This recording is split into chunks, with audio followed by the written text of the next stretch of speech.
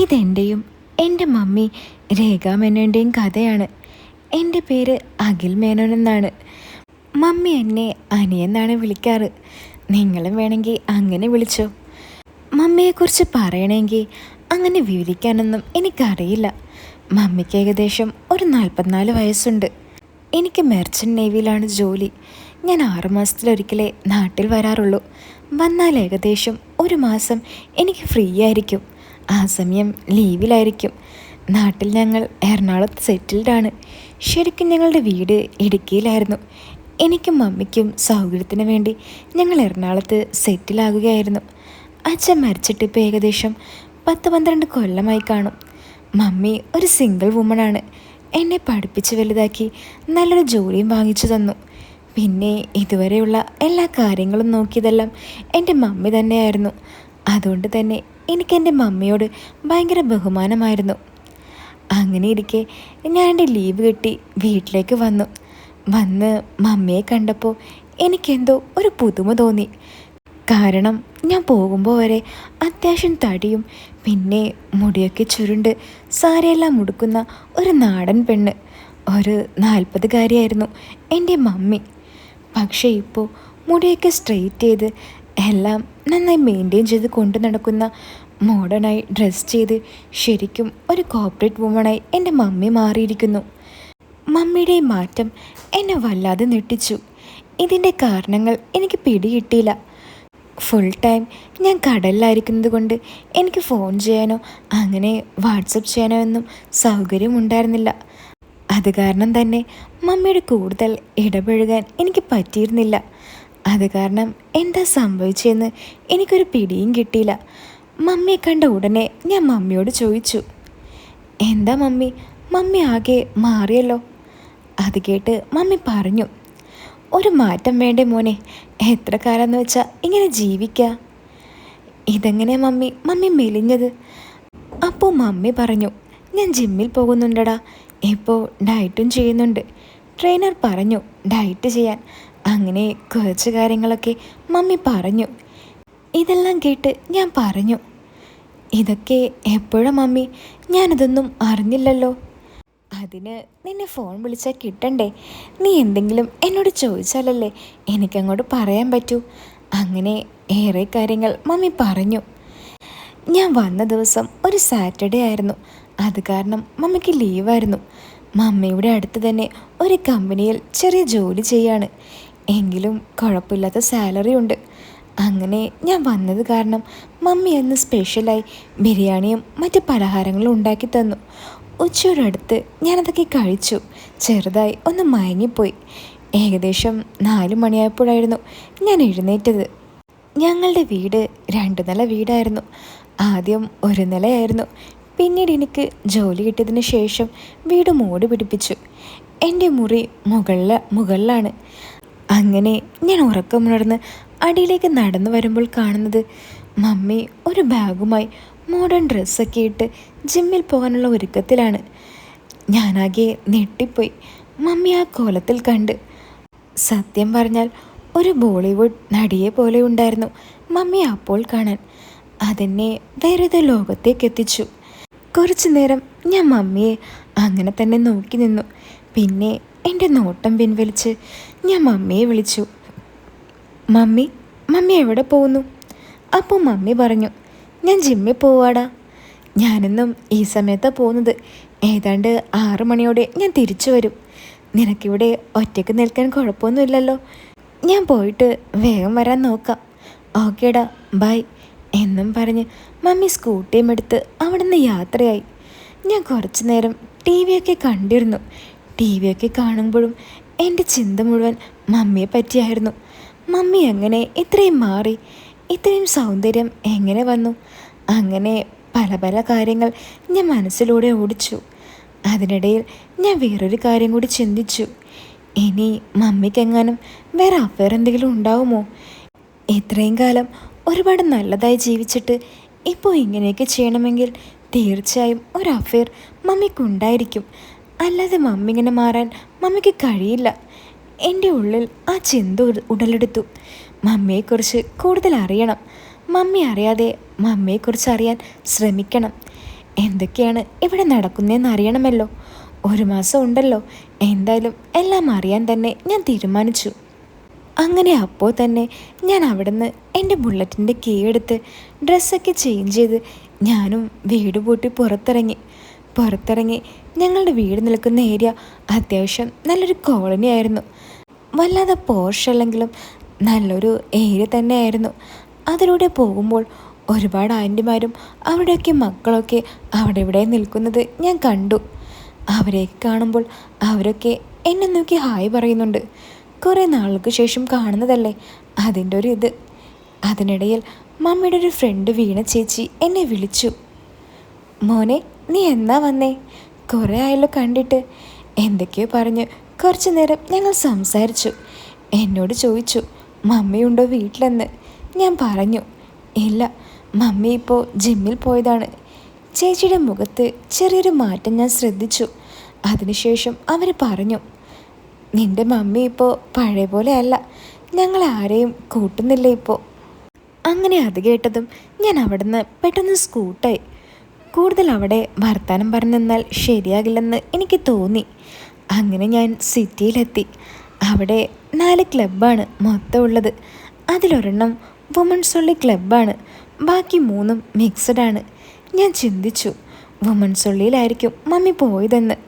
അങ്ങനെ ഞാൻ എൻ്റെ ബുള്ളറ്റ് അങ്ങോട്ടേക്ക് പായിച്ചു. അവിടെ പോയി പാർക്കിങ്ങിൽ വണ്ടി നിർത്തി ഞാൻ ചുറ്റുമൊന്ന് കണ്ണോടിച്ചു. പാർക്കിങ്ങിലൊന്നും മമ്മിയുടെ സ്കൂട്ടി കാണുന്നില്ല. ഈ മമ്മി വണ്ടി എവിടെ വെച്ചു എന്നായി എൻ്റെ ചിന്ത. അങ്ങനെ ഞാൻ ബിൽഡിങ്ങിൻ്റെ സൈഡിലൊക്കെ നോക്കി. അവിടെയൊന്നും മമ്മിയുടെ വണ്ടി കാണുന്നില്ല. എനിക്ക് മനസ്സിലായി മമ്മി ഇവിടേക്കല്ല പോകുന്നതെന്ന്, മറ്റേതോ ജിമ്മിലേക്കാണ്. ഞാൻ മെല്ലെ വണ്ടി അവിടെ നിന്ന് വേറൊരു ജിമ്മിലേക്ക് എടുത്തു. ആ ജിം മിക്സഡ് ആയിരുന്നു. അവിടെ നോക്കി, പക്ഷേ അവിടുത്തെ പാർക്കിങ്ങിലൊന്നും മമ്മിയുടെ വണ്ടി കണ്ടില്ല.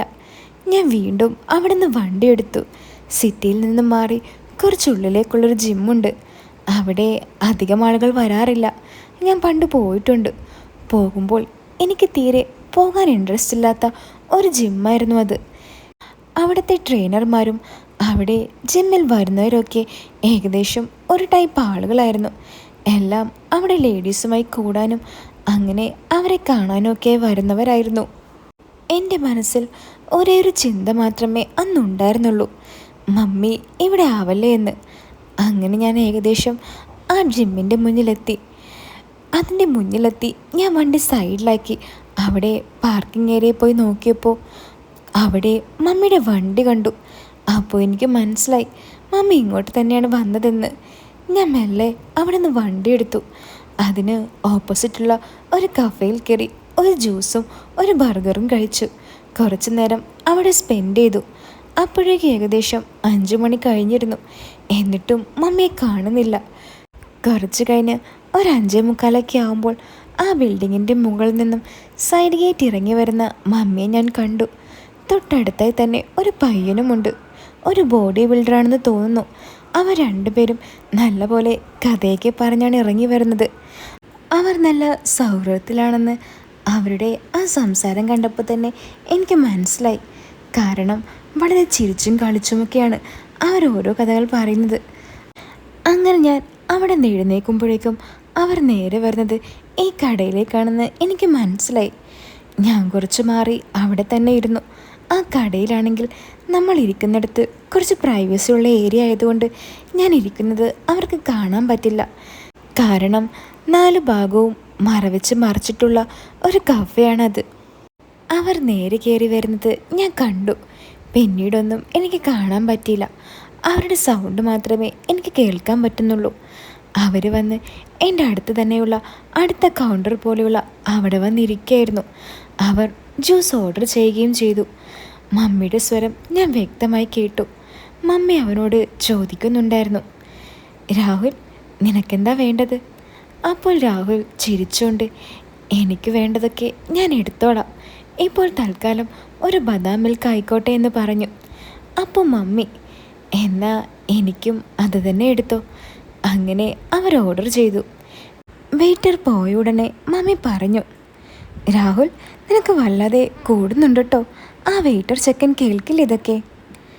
ആ കേൾക്കട്ടെ, അവനും ഒന്ന് സന്തോഷിക്കട്ടെ. എന്താ ഈ രേഖത്തമ്പുരട്ടെ കണ്ട ആർക്കാ അങ്ങനെയൊക്കെ തോന്നാത്തേ? അവൻ പറഞ്ഞു. മതി മതി എന്നെ പൊക്കി പറഞ്ഞത്. എന്നാ ശരി, ഇനി ബാക്കി പൊക്കലൊക്കെ വീട്ടിൽ ചെന്നിട്ടാകാം അല്ലേ? രാഹുൽ ചോദിച്ചു. അയ്യോടാ, ഞാൻ പറയാൻ മറന്നു. അനി വന്നിട്ടുണ്ട് 1 മാസത്തേക്ക് വീട്ടിൽ നിൽക്കാൻ. അതുകൊണ്ട് നീ തൽക്കാലം വീട്ടിലേക്ക് വരാൻ നിൽക്കണ്ട, ഞാൻ കേട്ടില്ല, മമ്മി പറഞ്ഞു. അയ്യോ, അപ്പോൾ ഞാൻ പട്ടിണിയാകുമോ? രാഹുൽ ചോദിച്ചു. അത് നീ പേടിക്കണ്ട, നിന്നെ എന്തായാലും ഞാൻ പട്ടിണി കിടത്തില്ല. നീ പട്ടിണിയായാൽ ഞാനും പട്ടിണിയാകില്ലേ? മമ്മി പറഞ്ഞു. ഓ പിന്നെ, ഞാനില്ലെന്ന് കരുതി രേഖേച്ചി എപ്പോഴെങ്കിലും പട്ടിണി കിടന്നിട്ടുണ്ടോ? ഞാനില്ലെങ്കിൽ ഫർഹാൻ, അല്ലെങ്കിൽ അമൽ, അതുമില്ലെങ്കിൽ ആ കേശവൻ നായർ, രേഖേച്ചി കാണോ പന്നം? രാഹുൽ പറഞ്ഞു. ഓഹ് എടാ, ഒന്ന് പതുക്കെ പറ, ആരെങ്കിലും കേൾക്കും. പിന്നെ അത് മതി, എല്ലാവരും കൂടി ക്യൂ ആയിരിക്കും. നീ എന്തായാലും വിഷമിക്കണ്ട, നമുക്കെന്തെങ്കിലും വഴി ഉണ്ടാക്കാം, മമ്മി പറഞ്ഞു. ആ, ഉണ്ടാക്കിയാൽ മതി, അല്ലെങ്കിൽ ഞാൻ വീട്ടിലേക്കങ്ങ് വരും, പറഞ്ഞേക്കാം. ഓ ശരി ശരി. ഇതെല്ലാം കേട്ട് എൻ്റെ കിളി പാറി പറക്കാണ്. എന്തൊക്കെയാ ഈ കൊച്ചു കേരളത്തിൽ സംഭവിക്കുന്നതെന്ന് ഞാൻ ആലോചിച്ചു. ഇത്രയും കേട്ട് കഴിഞ്ഞ് ഞാനൊരു കാര്യം ഉറപ്പിച്ചു. മമ്മിയുടെ ഫുൾ ഡീറ്റെയിൽസ് അറിഞ്ഞിട്ടേ ഞാനിനി കപ്പൽ കയറുന്നുള്ളൂ എന്ന്. അങ്ങനെ ഞാൻ മമ്മി അവിടെ നിന്ന് പോകുന്നതിന് മുമ്പായി കഫയിൽ നിന്നും ഇറങ്ങി വേഗം വീട്ടിലേക്ക് വിട്ടു. മമ്മി വരുന്നതിന് മുമ്പേ വീട്ടിൽ കയറി സാധാരണ ഇരിക്കും പോലെ ടി വിയുടെ മുന്നിലായിരുന്നു. കുറച്ചു കഴിഞ്ഞ് ഏകദേശം 1/2 മണിക്കൂറിന് ശേഷം മമ്മിയും തിരിച്ചെത്തി. മമ്മി അവിടേക്ക് എത്തിയപ്പോൾ ഞാൻ ശ്രദ്ധിച്ചിരുന്നു, മമ്മി നല്ലതുപോലെ വിയർത്താണ് വന്നത്.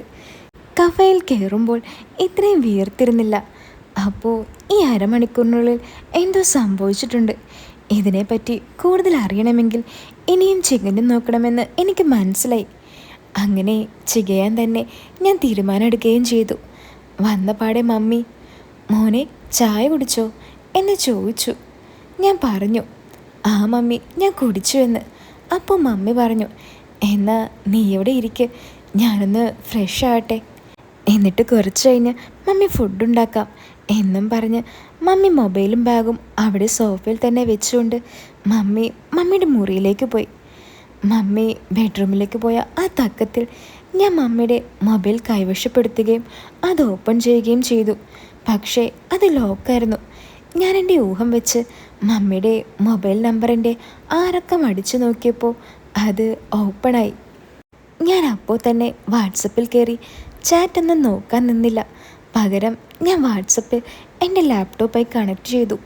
വാട്സപ്പ് വെബ് വഴി കണക്ട് ചെയ്ത് ആ ചാറ്റെല്ലാം എൻ്റെ ലാപ്ടോപ്പിലേക്ക് കാണുന്ന തരത്തിൽ ഞാൻ ആക്കി വെച്ചു.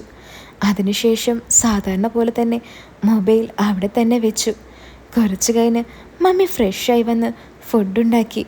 ഞങ്ങൾ ഒന്നിച്ചിരുന്ന് ഫുഡ് കഴിച്ചു. അതിനുശേഷം ഞാൻ ഉറങ്ങാൻ പോകുന്നെന്ന് പറഞ്ഞ് ഞാൻ മുകളിലേക്ക് പോയി.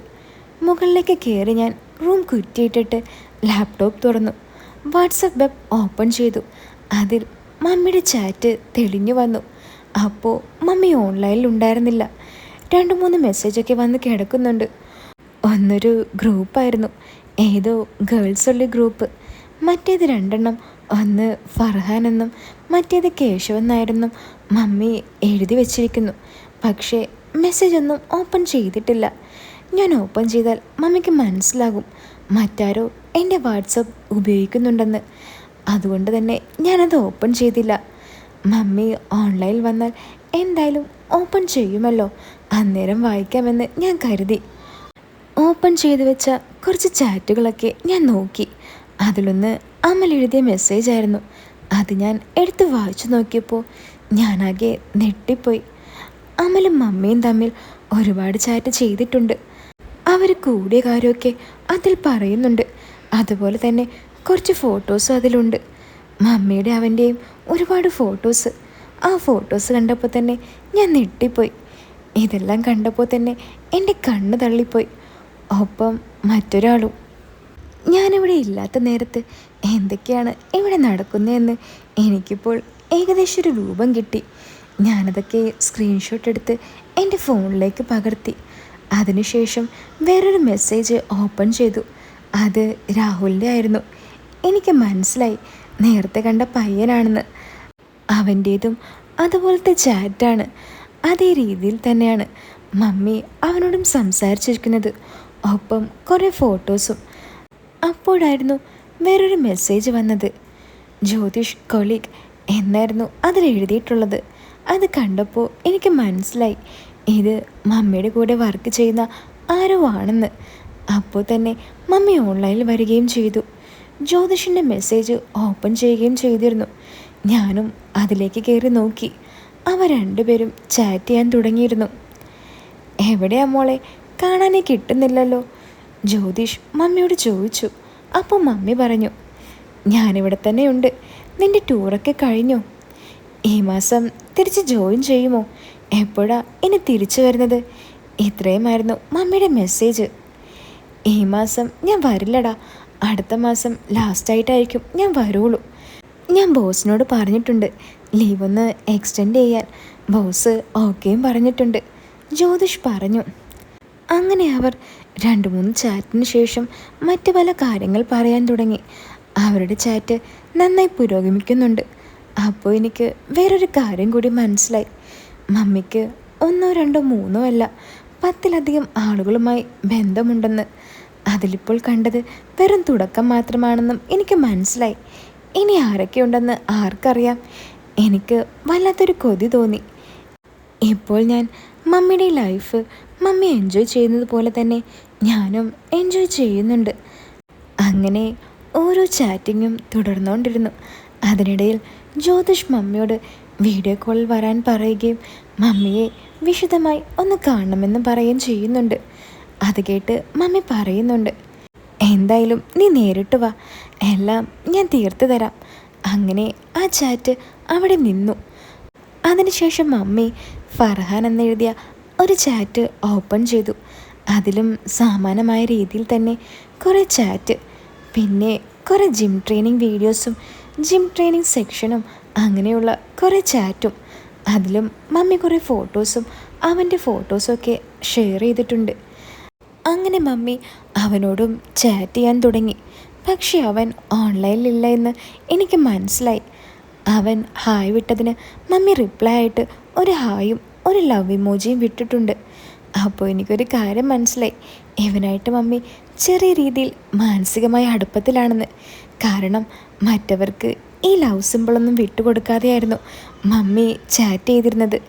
ഇവൻ്റെ ചാറ്റിൽ മാത്രം കൂടുതലായി ഞാനത് കണ്ടു. ഇവനുമായി മാനസികമായി എന്തോ അടുപ്പം മമ്മിക്കുണ്ട്. അങ്ങനെ അടുത്തതായി മമ്മി കേശവൻ നായരുടെ ചാറ്റ് ഓപ്പൺ ചെയ്തു. ഈ ചാറ്റ് കണ്ടതോടെ എൻ്റെ ബോധം പോകുന്ന അവസ്ഥയിലായിരുന്നു. കാരണം അതിൽ വളരെ ആഴത്തിലുള്ള ചാറ്റിംഗ് ആയിരുന്നു. കേശവൻ നായർ മമ്മിയെ മാഡം എന്നൊക്കെയാണ് വിളിക്കുന്നത്.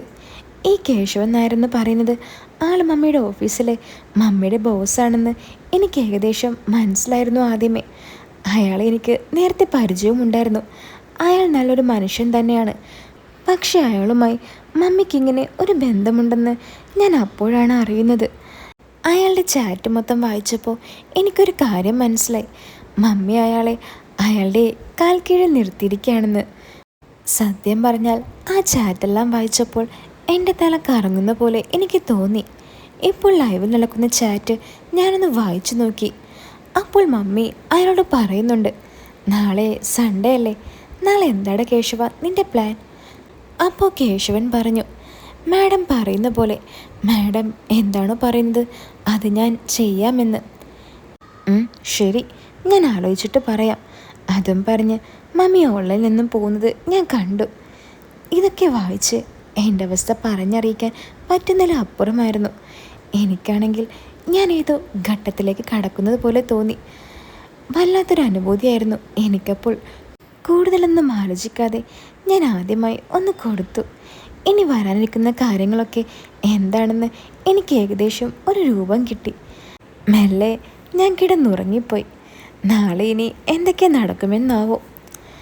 അപ്പോൾ ഈ കഥ നിങ്ങൾക്ക് ഇഷ്ടപ്പെട്ടോ? ഇഷ്ടപ്പെട്ടാൽ വീഡിയോ ഒന്ന് ലൈക്ക് ചെയ്യാൻ മറക്കല്ലേ. അപ്പോൾ ഇതിൻ്റെ സെക്കൻഡ് പാർട്ട് ഞാൻ ഉടൻ തന്നെ ഇടാട്ടോ. എല്ലാവരും കാത്തിരിക്കുക.